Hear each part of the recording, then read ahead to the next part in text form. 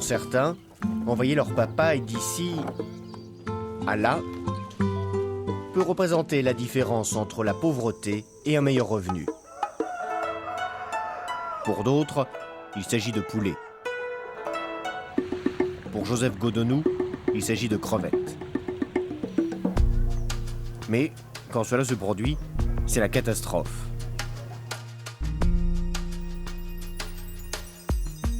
Un des moyens permettant aux pays en développement de faire sortir leurs agriculteurs de la pauvreté est l'exportation. Alors qu'en termes de commerce avec l'extérieur, ils deviennent plus performants, ils doivent faire face à des défis. L'un d'eux est la maladie, telle que la grippe aviaire. Des insectes nuisibles dans les fruits et légumes, les résidus de produits chimiques, les maladies animales peuvent détruire la production et compromettre l'approvisionnement en produits alimentaires d'un pays. Si un pays souhaite exporter, il faut s'attaquer au moindre soupçon de contamination. Les experts appellent cela des questions sanitaires et phytosanitaires. Sanitaires s'agissant de la santé des personnes et des animaux, et phytosanitaires pour ce qui est de la préservation des végétaux. L'ensemble de ces questions englobe aussi la sécurité sanitaire des produits alimentaires et correspond au sigle SPS. Il faut faire face aux défis sanitaires et phytosanitaires, notamment pour les produits de qualité, les fruits et légumes transformés, le poisson, la viande, les fruits à coque et les épices, qui représentent aujourd'hui plus de la moitié des exportations de produits agroalimentaires des pays en développement. Ce marché fait vivre des millions de ménages dans les pays pauvres. Trop souvent, ils n'ont pas les moyens de garantir que leurs produits respectent des normes internationales rigoureuses. Cependant, ils peuvent y parvenir en parlant, en écoutant et en apprenant avec un peu d'aide. On peut voir comment au Belize, au Bénin, au Vietnam, en Thaïlande et à Genève.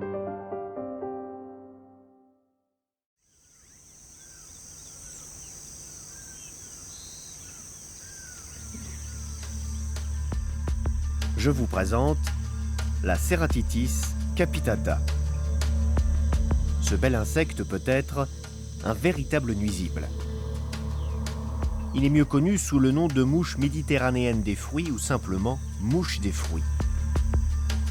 Cet insecte est l'un des ravageurs les plus dévastateurs au monde, capable de faire pourrir une belle récolte en l'espace de quelques jours.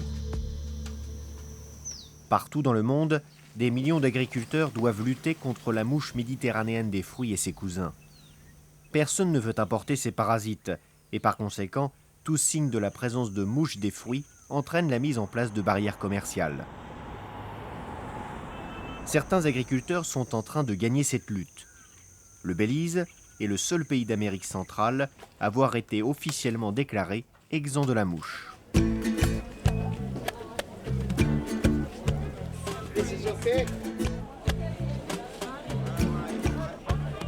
Cela signifie que les agriculteurs de toutes les régions du Belize peuvent cultiver et exporter des papayes, des piments et de nombreux autres produits vers des marchés importants comme celui des États-Unis. Car depuis 2001, ce pays a reconnu que le Belize était exempt de ce parasite.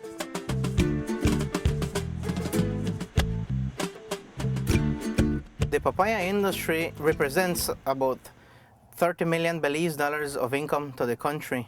It employs more than 1,000 workers directly and is one of the leading economic activities for northern Belize.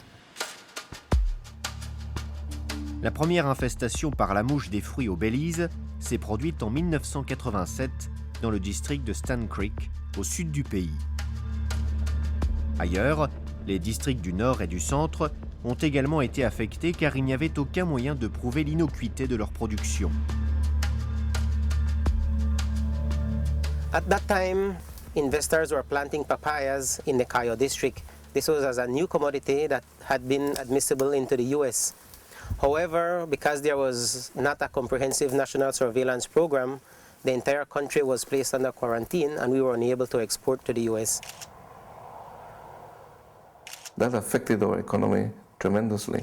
In terms of foreign exchange earnings, it also affected us in terms of employment for our people. Les autorités du Belize ont décidé d'agir avec l'aide de partenaires internationaux. The Food and Agriculture Organization assisted us tremendously with coming to Belize and providing technical assistance in setting up the program. Secondly, the United States Department of Agriculture has been a very key partner. La surveillance est la première étape. Le gouvernement a besoin de savoir où la mouche des fruits pose problème. We have medfly technicians in the field checking on a daily basis, 52 weeks in the year, to ensure that no medfly is in Belize. Les efforts se concentrent sur des zones où il est le plus probable que des infestations se produisent, à proximité des routes principales et des zones résidentielles. Ensuite, c'est l'éradication. Whenever a medfly is detected, we have an emergency action plan that we immediately implement. The task force convenes a meeting and we decide on a course of action to be taken. So we'll put 5 Jackson traps and we'll put 5 phase 4 traps.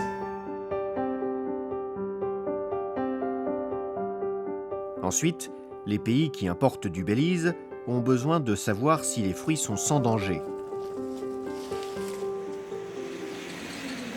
Un tampon est apposé sur chaque carton de papaye. With this program in place, it meant that any commodities that were outside of an infested area could still be exported into the US.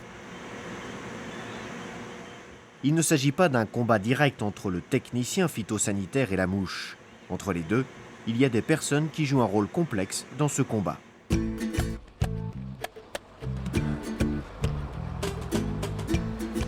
Ceux-ci sont des travailleurs saisonniers, originaires d'autres parties de la région. Ils ont une fonction importante dans l'agriculture du Belize.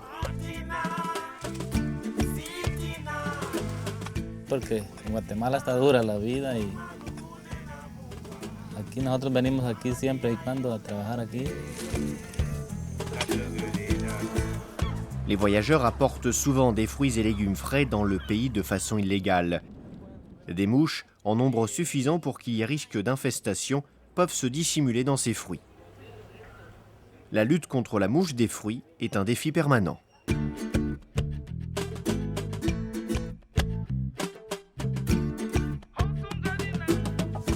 It costs us around $500,000 Belize per year to run the program for the surveillance activities and all the other associated activities to maintain the area free. They were planted here in Belize, or? We have estimated that for every dollar that we spend in the medfly program, $140 is generated indirectly or directly. Le secteur privé, qui prend en charge une partie du coût, a beaucoup investi parce qu'il est désormais convaincu que la production de papaye est une option assez sûre. Les exportations de papaye connaissent depuis 2001 une croissance exponentielle, leur valeur atteignant environ 15 millions de dollars chaque année. Pour beaucoup, cela est synonyme d'emploi. We employ about 1,000 people, both Frutabomba and Belize fruit packers. So in that aspect, we are one of the biggest company here in the northern part of Belize.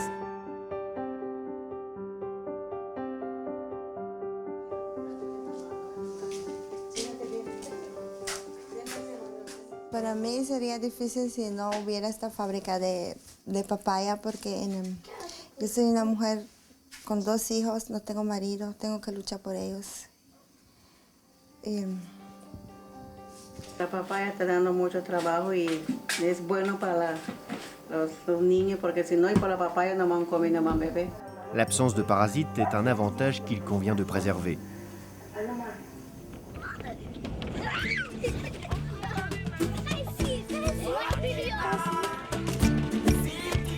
Whenever governments invest in sanitary and phytosanitary capabilities, it gives the country that opportunity to be able to have market access.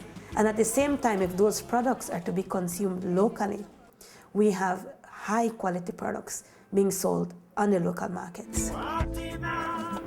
cesser d'investir pour maintenir son statut de zone exempte serait très coûteux. Le parasite devrait être éradiqué et il y aurait une baisse du rendement des cultures et des pertes d'emplois. Le gouvernement estime que ceci pourrait lui coûter 121 millions de dollars, une forte régression dans la lutte contre la pauvreté. Une fois perdu, une réputation ou un marché peuvent être difficiles à recouvrer, comme un autre pays, le Bénin, en a fait l'expérience.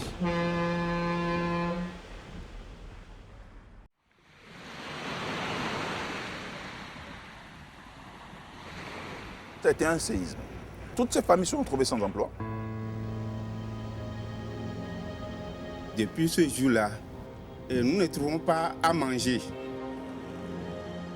Des femmes qui ont 5 ou 6 enfants et qui se sont retrouvées dans la rue comme ça, sans emploi. Nous sommes dans la pauvreté. Tous les enfants ont déjà abandonné l'école. Le problème du Bénin était les mauvaises conditions sanitaires de l'industrie de la crevette. En 2002, des inspecteurs de l'Office alimentaire et vétérinaire de l'Union européenne se sont rendus à Cotonou et ont découvert un certain nombre de problèmes. Une interdiction des importations était imminente. Le gouvernement béninois fut confronté à un dilemme douloureux. Ne rien faire signifiait une interdiction durable des importations de l'UE. La seule solution était de suspendre ses propres exportations. Le risque était de laisser faire et puis une suspension de la part de l'office vétérinaire risquait d'être plus longue à réhabiliter. Si c'est le consommateur ou l'acheteur qui doit vous suspendre, là vous avez un pour 15 ou 10 ans. L'interdiction des importations est l'une des mesures d'urgence que l'Union européenne, ou tout pays importateur, peut prendre s'il découvre un risque pour la santé des consommateurs et des animaux ou pour la préservation des végétaux. Les inspecteurs de l'OAV ont constaté que les laboratoires n'avaient pas le matériel adéquat et n'avaient pas les compétences suffisantes. Également au niveau des unités de transformation, il y avait quelques insuffisances. Ils ont parlé de problèmes d'hygiène et que nos crevettes là ne sont pas en bon état pour qu'on puisse consommer. L'interdiction a duré moins de 2 ans, mais ses effets continuent à se faire sentir. Le Bénin a très peu de produits qui ont un marché naturel comme les crevettes.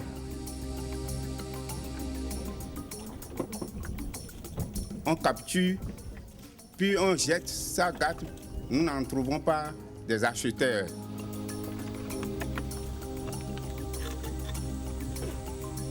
La faille trouvée au niveau de la crevette s'est répercutée sur tout l'agroalimentaire au niveau du Bénin. Selon le gouvernement, plus de 300 000 personnes travaillant dans ce secteur à forte densité de main-d'œuvre ont été affectées.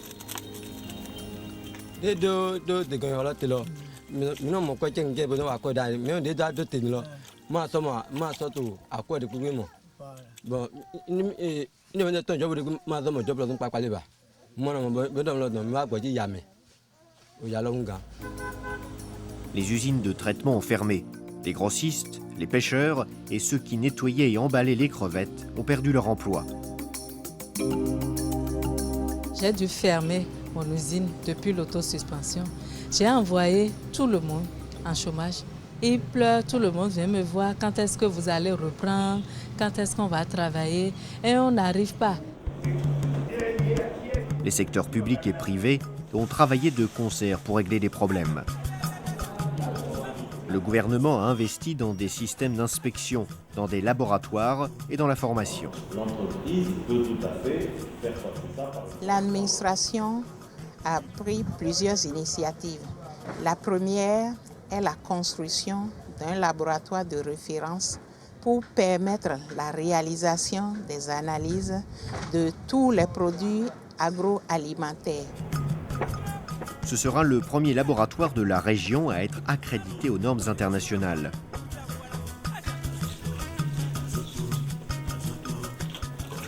Les usines de traitement ont amélioré leurs installations. Les travailleurs ont appris les bonnes pratiques en matière d'hygiène. Les pêcheurs également. Aujourd'hui, nous avons beaucoup changé des habitudes. Aujourd'hui, nous capturons dans des plastiques. Nous lavons correctement. Pas de boue, pas d'ordures, pas de l'eau salée. Dima gbado eto amewa. Ma dégager do emeo. Ma no lo enu podi la no kodo emeo. Be mi ano plo eto ato. Enu ke mi to fifiye o gbava pe obe mi ne mi yin se wan po wan. Mi ave bolwa ela ilu. La tâche était énorme et la nécessitait un engagement politique fort, le soutien du secteur privé et l'aide internationale.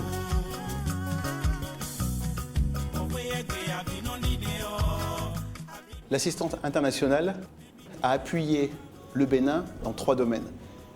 Les autorités compétentes, les inspecteurs sanitaires, les laboratoires qui certifient la qualité et enfin tous les acteurs économiques de la filière, des petits producteurs jusqu'aux entreprises, aux industries. On va retrouver celui des langoustes avec la même chose. Le Bénin a beaucoup fait lors des années qui ont suivi et l'interdiction a été levée le 1er février 2005.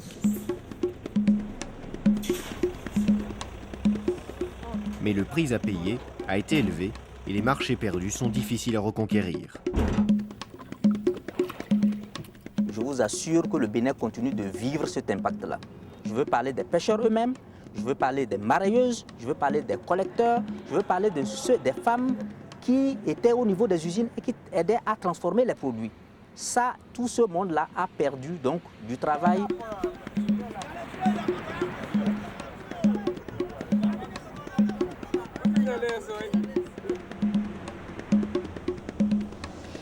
Le Bénin exporte environ 400 à 500 tonnes de crevettes annuellement. Et depuis qu'il y a l'autosuspension, le Bénin n'exporte plus de crevettes. Les exportateurs se heurtent encore à des difficultés. D'autres pays ont investi le marché et le secteur privé souffre toujours de problèmes financiers. Jusqu'à présent, on n'a pas pu commencer parce qu'on n'a pas le fonds de démarrage, de liquidité. On n'est pas crédible vis-à-vis des banques. Ça, c'est ça.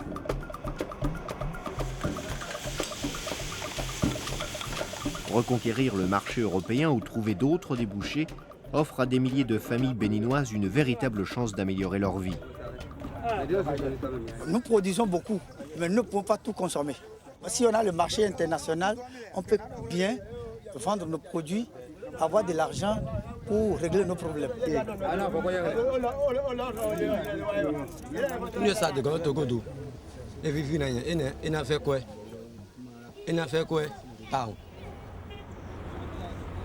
Les pays doivent mettre en œuvre des mesures assurant l'innocuité des aliments, la santé animale et la préservation des plantes pour profiter de ces débouchés. Cela peut aussi être une question de vie ou de mort, comme l'ont appris des agriculteurs d'un autre continent.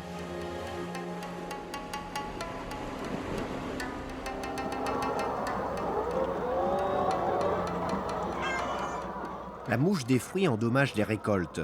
Les mauvaises conditions sanitaires ont freiné les exportations de crevettes du Bénin et ont été catastrophiques pour la population. Ces problèmes-là sont certes graves, mais il en est de bien pire. La grippe aviaire, ou plus officiellement l'influenza aviaire, a engendré des décès, des souffrances, des pertes de revenus et du chômage. L'épidémie actuelle a commencé en 2003. Ce fut un désastre humain et une catastrophe économique.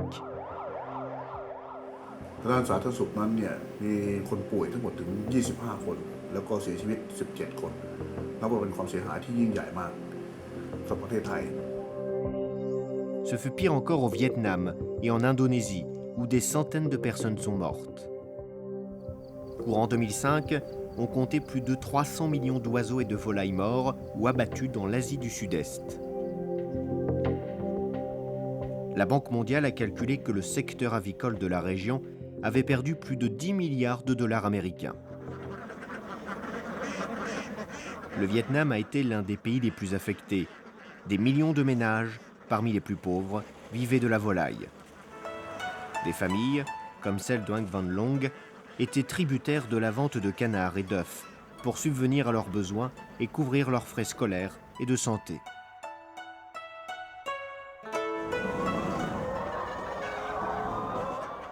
Pour Nguyen Van Thanh, ce sont les poulets. Les marchands de poulets, les usines de nourriture animale et les élevages ont également souffert. Les pouvoirs publics et les partenaires internationaux ont réagi rapidement. Plus de 2 milliards de dollars ont été investis, la plupart lors de la conférence de Pékin, pour aider les pays à lutter contre la grippe aviaire. Cela a aidé le Vietnam à s'attaquer à ce problème. Now we had good capacity. We had already established the animal health veterinary system from national to provincial, district, and even the commune.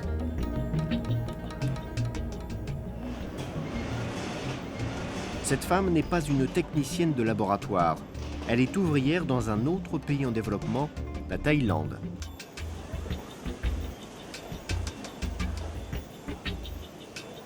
La Thaïlande a elle aussi été durement frappée par l'épidémie. De petits producteurs ont cessé leur activité.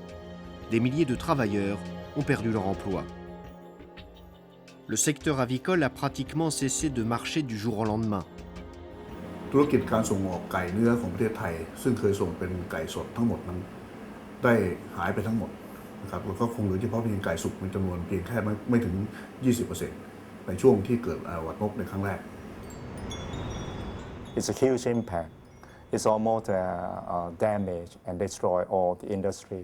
In totally, I would say that it costs about $2 billion that damage our industry by the influenza. Dans le monde, le nombre d'interdictions de commerce est monté en flèche. And we took immediate measures to ensure that there was no risk to European consumers. For example, we banned imports of fresh poultry meat and live poultry because there is scientific evidence of risk in those cases. But conversely, for cooked poultry meat products, we allowed trade to continue. Qui décide de ce qui est sans danger? Ce sont les pouvoirs publics. Mais ils doivent s'appuyer sur la science ou sur des normes internationales. Par exemple, même lors d'une épidémie majeure, seuls certains produits sont infectieux. Et ce sont les seuls qu'il faudrait interdire. Pour une maladie telle que la grippe aviaire, les normes les plus importantes sont celles qui sont établies par l'Organisation mondiale de la santé animale, connue sous le nom d'OIE. Nous avons aussi modifié les normes qui existaient déjà. Si un produit issu de volaille est correctement traité, de façon à tuer le virus qui peut être en lui, eh bien, il peut également aller sur le marché mondial. Les entreprises thaïlandaises ont évité la ruine en se conformant aux normes internationales. Elles ont augmenté la production de poulets cuits. Les exportations ont repris.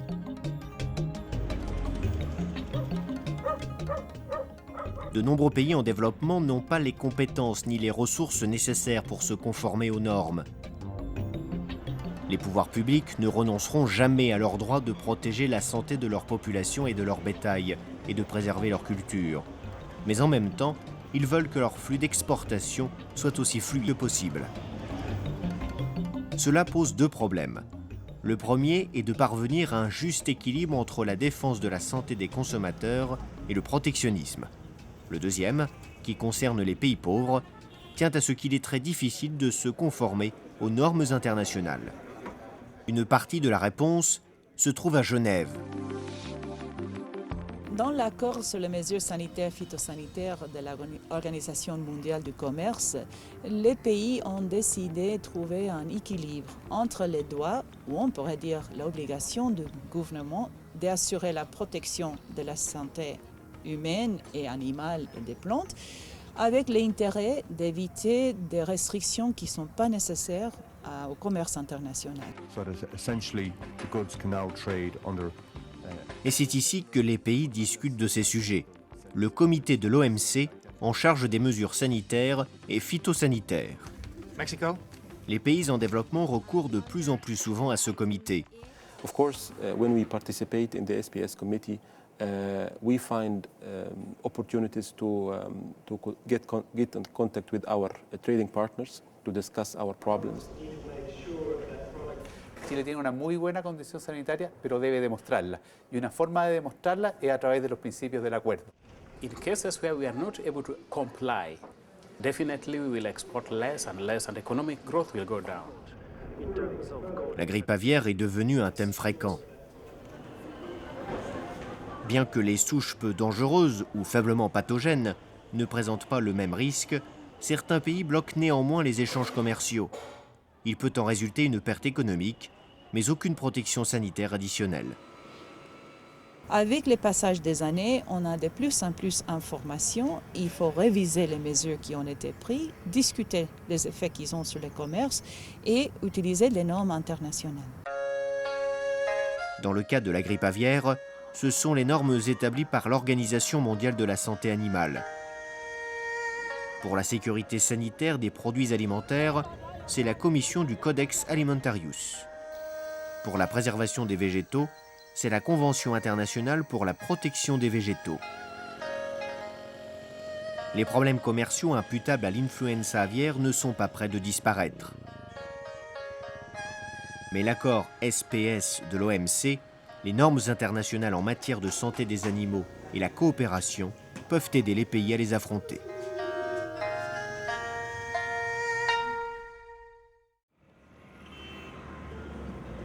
Le Bénin, le Belize, la Thaïlande et le Vietnam ne sont pas des cas isolés. Des agriculteurs, des pêcheurs, des entreprises, des exportateurs et des gouvernements du monde entier rencontrent des difficultés similaires lorsqu'il s'agit de respecter des prescriptions en matière de normes sanitaires imposées par les pays importateurs. De plus, il semble que les difficultés augmentent. Comme ces exemples l'indiquent, les coûts du respect des prescriptions à l'importation sont élevés. Toutefois, les coûts liés au non-respect de ces prescriptions le sont encore plus. Un moyen de soutenir les populations dans les pays à court de liquidités consiste à les aider à acquérir les connaissances, les qualifications et les ressources nécessaires pour respecter les normes internationales. L'accord sur les mesures sanitaires et phytosanitaires encourage les gouvernements à aider les pays en développement à respecter leurs obligations internationales. De nombreux donateurs et organisations le font déjà. Cependant, il faut faire beaucoup plus et les efforts devraient être mieux coordonnés. En 2002, 5 organisations internationales ont conjugué leurs efforts pour répondre à ces préoccupations. Elles le font dans le cadre du Fonds pour l'application des normes et le développement du commerce. Chaque organisation contribue avec ses compétences spécifiques à la santé et la sécurité dans le commerce des produits agricoles. The value of the STDF lies in the fact that not only does it build the capacity, but it also brings together the donor community where they can share experiences, but also the coordination role is a very good one. Et très souvent, les pays en développement n'ont pas la capacité autonome de se doter de ces systèmes de vérification, de tests, des standards. C'est pour ça que nous avons pris cette initiative, qu'on mène avec d'autres organisations internationales qui sont compétentes dans ces domaines. L'OMC rend le commerce possible grâce à ces accords et en fournissant aux experts gouvernementaux un cadre leur permettant de parler, d'échanger des données et des expériences, d'écouter, d'apprendre et d'organiser l'assistance. Les avantages valent bien l'effort fourni, davantage d'emplois, moins de pauvreté, des revenus accrus, des approvisionnements alimentaires plus sûrs et une meilleure santé.